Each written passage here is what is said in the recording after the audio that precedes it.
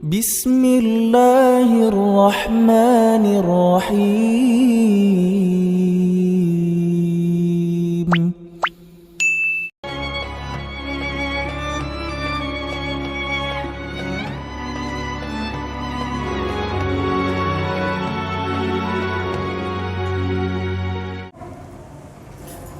Alhamdulillahirabbil alamin alladzi ja'ala asy-syamsa wal qamara husbana alladzi ja'alakum halaifa fil ard. Asyhadu an la ilaha illallah wahdahu la syarikalah wa asyhadu anna sayyidana Muhammad abduhu wa rasuluh la nabiyya wa la rasula ba'dah. Allahumma salli wa sallim ala sayyidina Muhammad wa ala alihi wa sahbihi wa tabi'ina wa tabi'it tabi'ina lahum bi ihsanin ila yaumiddin. Amma ba'd. Qala Allah ta'ala fil kitabil karim, a'udzu billahi minasyaitonir rajim. Bismillahirrahmanirrahim. Ya ayyuhalladzina amanu ittaqullaha haqqa tuqatih wa la tamutunna illa wa antum muslimun. Wa qala aidan ya ayyuhalladzina amanu taqullaha wabtagu ilaihil wasila wajahidu fi sabilihi la'allakum tuflihun. Shadaqallahul azim. Hadirin sidang jemaah Jumat yang insyaallah dimuliakan Allah Subhanahu wa taala. Puji dan syukur senantiasa kita panjatkan kehadirat Allah Subhanahu wa taala. Tuhan yang menjadikan matahari dan bulan sebagai alat perhitungan waktu, yang menjadikan manusia sebagai khalifah dalam berbagai macam profesi untuk mengelola bumi dan memakmurkannya. Tuhan di mana seluruh umat manusia sudah pernah bersaksi di hadapannya. Tidak ada manusia yang tidak pernah mengaku di hadapan Tuhan di dalam rahim, siap untuk menghambakan dirinya dan mengenal Tuhannya. Alastu bi rabbikum qalu bala syahidna. Salawat dan taslim kita haturkan kepada Nabiullah Muhammad sallallahu alaihi wasallam beserta keluarga, para sahabatnya dan pengikutnya hingga akhir zaman. Nabi dan Rasul sebagai uswatun hasanah, yang membawa Islam sebagai frame kehidupan, yang dilengkapi dengan panduan hidup yang lengkap silmi kafah dalam bentuk Al-Quran yang penuh dengan hikmah sebagai jalan untuk merebut keselamatan fid dunya wal akhirah. Bukti tanda kesyukuran, keimanan dan penghambaan kita pada hari ini dengan memenuhi panggilannya. Ya ayyuhalladzina amanu idza nudiya lis-salati min yaumil jumu'ati fas'au ila dzikrillahi wa sarul bai'ah. Hai yang sudah ada iman dalam dirinya, ketika sudah dikumandangkan azan pada hari Jumat, alangkah mulianya kalau seluruh azan, bersegeralah untuk memberikan haknya Allah. Khairul lakum in kuntum ta'lamun, karena itu lebih baik bagimu seandainya mau mempelajari rahasia di balik itu. Ketika telah melaksanakan ibadah, fantasyiru fil ardh wabtaghu min fadlillah. Kembalilah kita bekerja. Yang terkadang menggiring manusia lalai dari tugas kehambaannya adalah persoalan rezeki. Karena mungkin rezeki hanya dimaknai sempit, hanya materi saja. Padahal kalau dalam bentuk kesehatan luar biasa, tidak bisa dihitung itu. Allah menutup ayatnya, wallahu khairur rasikin. Akulah pemberi rezeki yang baik. Yarzuqu may yasha bighairi hisab. Aku akan berikan kepada siapa saja yang aku kehendaki tanpa batas. Hadirin sidang jemaah Jumat yang insyaallah dimuliakan Allah Subhanahu wa taala. Hari ini Jumat 15 Sya'ban, bulan ke-8 perhitungan waktu berdasarkan pergerakan bulan 1443 Hijriah, bertepatan dengan 18 Maret bulan ketiga berdasarkan pergerakan bumi terhadap matahari tahun miladiah 2022 Masehi. Ramadan, bulan yang sangat mulia yang kita nantikan. Sisa 15 hari lagi. Mudah-mudahan Allah memberikan kesempatan kita untuk menjemputnya. Allahumma barik lana fi Rajab wa Sya'ban wa ballighna Ramadan. Waktu berjalan terus, tidak ada yang berulang. 1 menit yang lalu tinggal kenangan. Waktu yang akan datang penuh dengan misteri, sehingga waktu yang kita miliki hanyalah waktu sekarang, hari ini, bulan ini, tahun ini, yang digunakan untuk bagaimana menata kehidupan kita dalam melakoni 2 peran, yaitu peran sebagai hamba yang berimplikasi kepada amalan ritual, dan peran sebagai khalifah. Semuanya, kedua-duanya untuk meningkatkan keimanan dan ketakwaan kita. Sehingga kita coba tema khutbah kita pada kesempatan ini memahami hakikat tugas kehalifaan. Hadirin sidang jemaah Jumat yang insya Allah dirahmati Allah Subhanahu wa taala. Kata yang seakar dengan khalifatan diulang 128 kali dalam Al-Quran dengan 8 turunan kata. Antara lain sebagai kata benda yang bermakna penguasa, pemerintah, mewakili Tuhan, yang melekat pada seluruh umat manusia, Bani Adam, semuanya kita ini adalah khalifah. Manusia diciptakan, dihadirkan di permukaan bumi ini, mulai dari Adam sampai manusia terakhir, tidak terlepas dari 2 peran tadi. Aku tidak ciptakan jin dan manusia kecuali hanya untuk menyembah kepada Aku. Wa ma khalaqtul jinna wal insa illa liya'budun.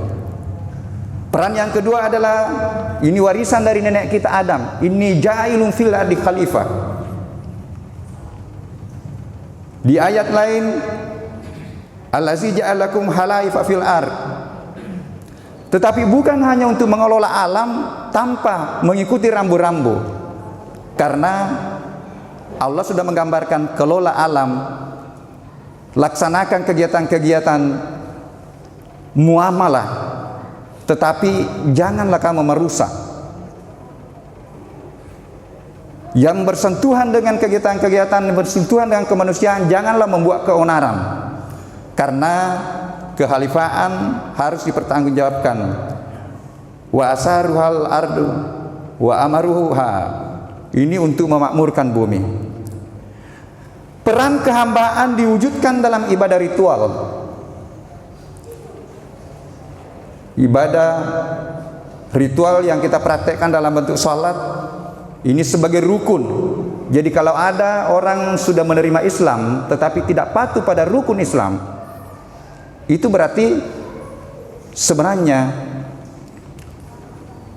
luntur dari keislamannya karena terikat dengan rukun. Sedangkan peran kehalifaan diwujudkan dalam bentuk muamalah atau ghairu mahdah, yang tidak terlepas dari 2 hubungan. Hubungan kemanusiaan dan hubungan dengan memanfaatkan sumber daya alam. Jadi pemimpin berarti banyak berhubungan dengan manusia. Jadi petani, jadi nelayan banyak bersentuhan dengan alam. Tetapi kedua-duanya harus dijalankan sesuai dengan rambu-rambu Tuhan yang sudah banyak dicontohkan oleh Rasulullah. Sehingga di dalam melakoni peran kehalifaan ada beberapa hal yang perlu menjadi renungan bagi kita. Yang pertama, bahwa berbagai peran dan fungsi kehalifaan diberikan oleh Allah. Apapun posisi kita itu, kalau tidak ada kehendak Allah, tidak mungkin kita jadi pejabat, tidak mungkin kita menduduki suatu posisi. Tetapi hati-hati, karena pasti akan dipertanggungjawabkan. Wa huwallazi ja'alakum khalaifal ard wa rafa'a ba'dukum fawqa ba'din darajat liyabluwakum fima atakum. Aku berikan pekerjaan yang berbeda-beda. Aku berikan posisi yang berbeda-beda. Ada yang jadi kepala, ada yang jadi sub kepala. Tapi liyabluwakum fima atakum, untuk menguji kamu siapa yang bertanggung jawab dalam amanah yang aku berikan. Yang kedua, apabila diberikan amanah sebagai pemimpin penguasa, hadirkanlah keadilan, jangan mengikuti hawa nafsu dalam pengambilan kebijakan. Fahkum bainan nasi bil haq wala tattabi'il hawa fayudilluka an sabilillah. Maka berilah keputusan perkara di antara manusia dengan adil, dan janganlah engkau mengikuti hawa nafsumu, karena akan menyesatkan engkau di jalan Allah. Ini rambu-rambunya sudah jelas semua. Yang ketiga, mensyukuri nikmat-nikmat Allah dan jangan memicu kerusakan di bumi. baik dalam bentuk kebijakan maupun dalam bentuk perkembangan ilmu pengetahuan yang tidak berpihak pada bagaimana melestarikan alam, itu juga menabrak rambu-rambu Tuhan. Faskuru ala Allah wala ta'saw fil ardi mufsidin. Maka ingatlah nikmat-nikmat Allah dan janganlah kamu berbuat kerusakan di permukaan bumi. Di ayat lain, karena Allah tidak menyukai hambanya berbuat kerusakan. Innallaha la yuhibbul fasad. Banyak sekali penggalan-penggalan ayat, kalau kita renungkan itu luar biasa, bisa memandu kehidupan kita. Yang keempat, nah ini, dalam melaksanakan peran kehalifaan, jangan lalai dari zikrullah.